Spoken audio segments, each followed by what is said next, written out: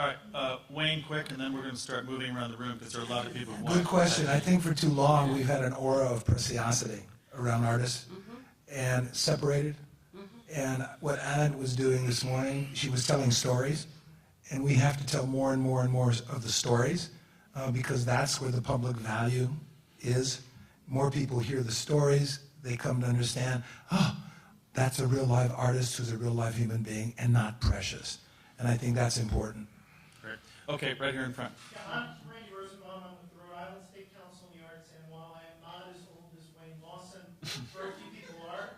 Don't listen. Close your ears. I too lived through the last culture wars, and with the ascendancy of the Tea Party, I am seeing things to be concerned about in the current generation.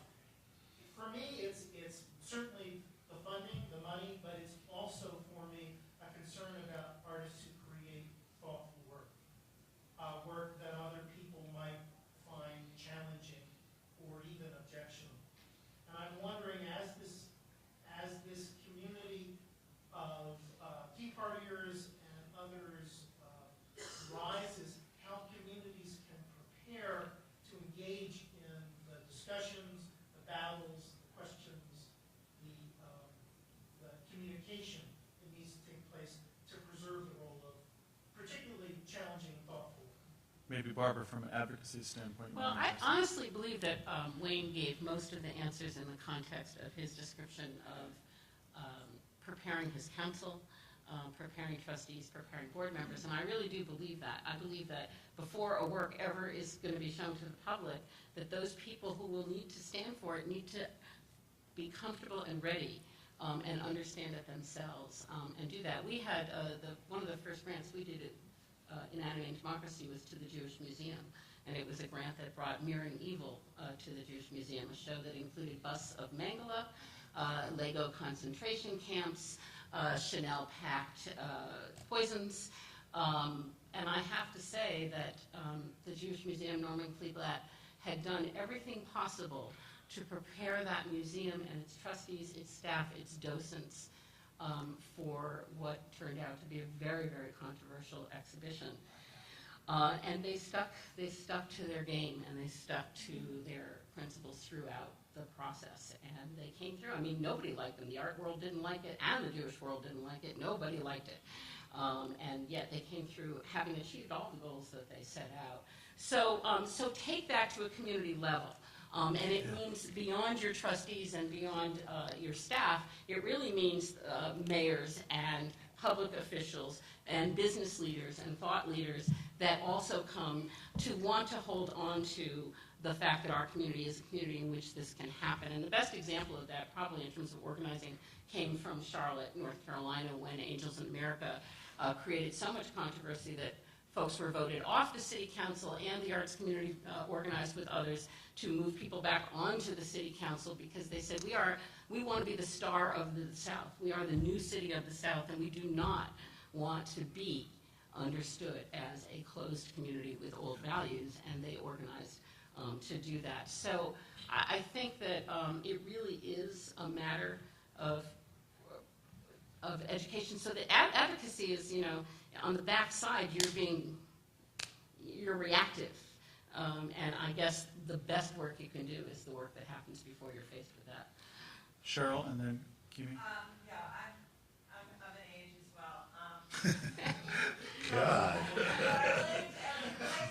Everything you said, in terms of Wayne pointing out about generations that the new generation that hasn't lived through it, and their memory is very short, and therefore some being very inarticulate. But just a couple things. I met an artist who at another conference last week who described the NEA as a PR move created by Johnson. There's a cynicism that has been created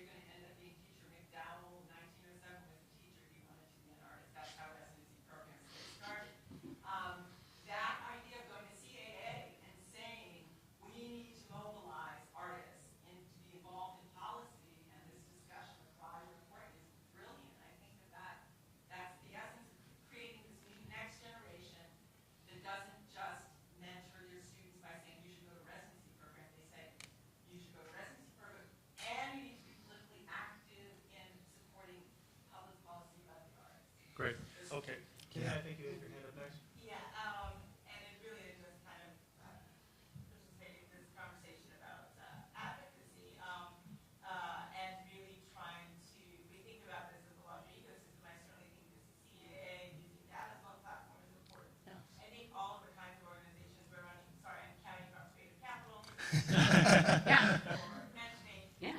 Creative Capital and Link, et cetera. We are working with artists that really are ranged from self-taught to people who've been practicing for a long time, and we have people coming to our residency program, people that we're in contact with that are coming to us from a variety of channels. So it seems like there's some way that we should be trying to also participate as one layer of this advocacy building of a network or whatever of voices that can kind of be put forward and participating. I'm definitely thinking about this because that's one of the things we put in our explanation letter at Creative Capital, which we have to send out far more than we'd like to, is, hey, we would love to be giving more grants. There aren't enough out there. You should really be doing something on your local, state, et cetera, level. But we don't say anything like that to the artists who do get our grants. And we don't have to provide any way to move that. And we're just, it's like, hey, this is our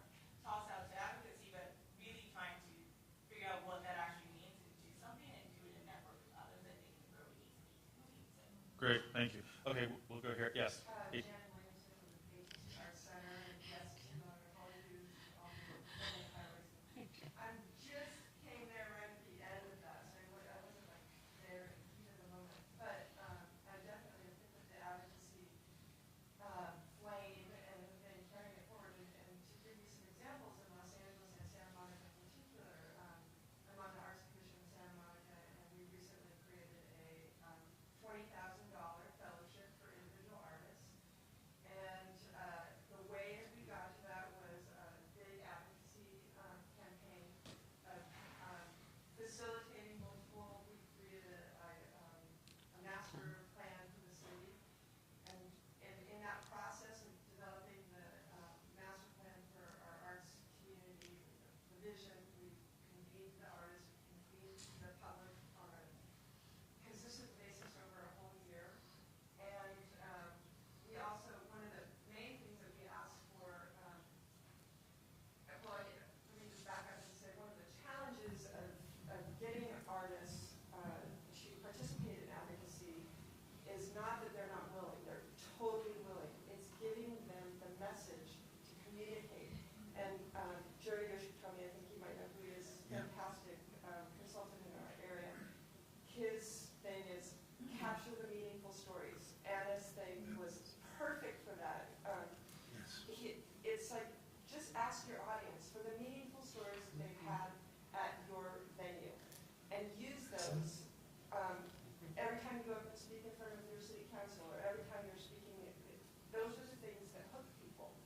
So I think artists feel weird getting up and advocating for themselves as an individual, but if you can talk about the individual impact that they've had in other people's lives, that is where they're most excited, or when they're willing to really show up and speak in front of government. So getting a $20,000 fellowship in a small town of 88,000 people for individual artists is a huge accomplishment. We don't like to talk about it too much because we don't want our city council to think like, oh my God, we're really far out there. We won't tell anybody. Right.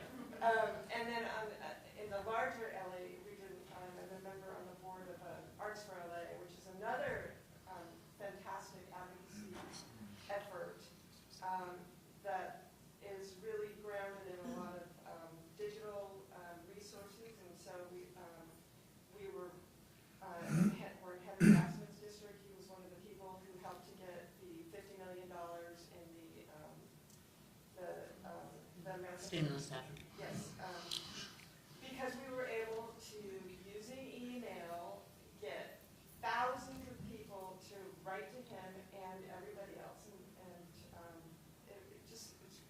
it's a simple process. And Americans for the Arts Right. So let me just finish that story, because that's why I said what I did at the beginning of my talking is, we actually supported a staff member to be in LA who has quietly, for a few years, been building this advocacy network and making the electronic infrastructure happen. And then in the last 2 years, she has been able to move mountains very quickly over several different issues. But it took 3 and 4 years to build that infrastructure to be able to be effective at the moments. And she's done a million other things with a really wonderful acting. Great. All right, so let's go right here to the blue, and then we're going to go in the back of the room. Sorry to a lot of these points. Phyllis Labanowski, I'm an emerging artist in my 50s, so a lot of my colleagues are young, and I want to defend them. I think we're looking for an intergenerational movement, and we have to really respect what they're bringing to the table from their own generation, because they're my mentors and teachers. So I think we want to hold that.